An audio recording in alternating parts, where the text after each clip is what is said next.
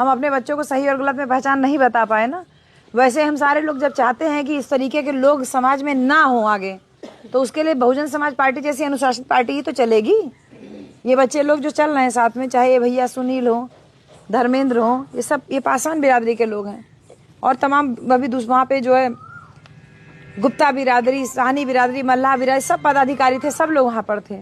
ये सब लोगों की क्यों चाहत है कि बहुजन समाज पार्टी में हम काम करें, कि पार्टी आगे बढ़े ना और हमारी सरकार बने। और अगर हम अपना संगठन नहीं मजबूत कर पाएंगे तो हमारी सरकार तो कभी बन ही नहीं पाएगी ना। कितना कर लीजिए आप, अगर परीक्षा में नंबर नहीं पा रहे हो इसका मतलब है कि आप फेल हो जा रहे हो ना, आप मेहनत नहीं कर रहे हो। और हकीकत में कि अगर पेपर पे अगर हम बना लें संगठन, हमारा ये बूथ है, ये हो गया, तो ये बताइए चुनाव में जब आप वोट डालोगे, आपके वोट की सुरक्षा के लिए हमारा बूथ ही नहीं मजबूत रहेगा तो कोई जीत पाओगे चुनाव। रोज ठीकरा फोड़ो, मशीन गड़बड़ हो गई, बटन यहाँ दबाई ला, बटुआ वहाँ चल जाला, एक कहे से कोनो फायदा नहीं। साहब कांसी राम ने कहा था 1 बूथ पे 5 यूथ, 1 बूथ 5 यूथ का नारा दिया था साहब ने बताया कि इनके सेक्टर में 10 बूथ बांट दीजिए। इन्होंने 10 बूथ बांट दिया, हर बूथ पे एक एक बूथ अध्यक्ष बना दिया। जैसे मान लीजिए आपको बूथ अध्यक्ष बना दिया, आपने साहब से कहा कि साहब मैं अकेले काम नहीं कर पाऊंगा, मैं अकेले मैं वोट डलवाऊं, कि मैं पर्ची बांटूं, कि मैं गांव में जाके देखूं कोई वोट डाला कि नहीं। तब साहब ने नारा दिया 1 बूथ 5 यूथ, हर बूथ पे 5 व्यक्ति। और उन 5 लोगों का काम क्या होगा, 2 लोग जो हट्टे कट्टे होंगे, लाठी लेके बूथ के अंदर खड़े होंगे झगड़ा करने के लिए, कि देखें जो आदमी वोट डालने आ रहा है उसको मैं पहचानता हूं कि नहीं, कहीं कोई किसी का नाम पे कोई फर्जी वोट डालने तो नहीं आ रहा है, तो वो सबको पहचानता होगा। क्योंकि भाई 3 ही 4 गांव को मिला करके तो एक बूथ हो रहा है, सबको जानता होगा, नाम से जानता होगा।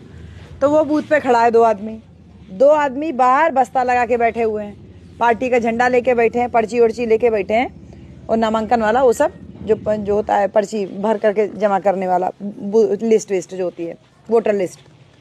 और जो 5वां बचेगा, उस 5वें का काम है गांव में घूम घूम करके एक एक आदमी को देखे, एक एक घर को देखे कि कहीं किसी घर में कोई दारू उरू पी के सोया तो नहीं है, या कोई विकलांग तो नहीं है, कोई बूढ़ पुरानिया तो नहीं है जो छूट गया हो, घर वाले सब चले गाड़ी जोड़ी से, उसके लिए व्यवस्था करके वो लेकर के जाए।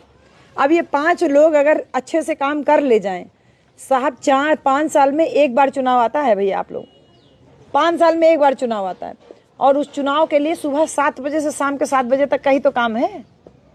5 साल में क्या अपनी बहन जी को, अपनी पार्टी को हम 12 घंटा नहीं दे सकते? बताइए भैया, दे सकते हैं ना? जो पार्टी इतना मान सम्मान गौरव हम लोगों को दी, क्या उसको हम 5 साल में 12 घंटा नहीं दे सकते?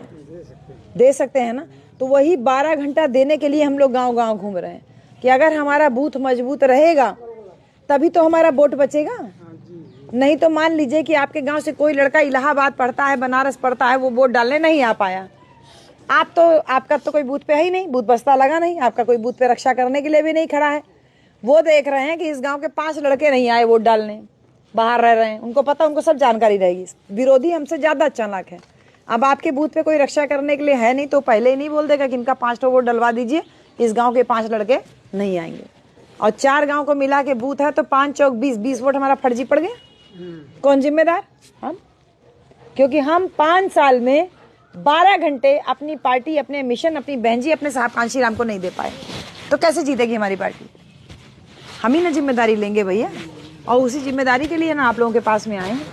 अगर ये अपना बूथ बना ले जाते हैं, आपके गांव में 290 से 297 तक 9 बूथ है, 9 बूथ पे हमको हर बूथ पे एक एक व्यक्ति चाहिए, 1 बूथ अध्यक्ष, 1 बूथ उपाध्यक्ष, और उसके बाद 3 सचिव।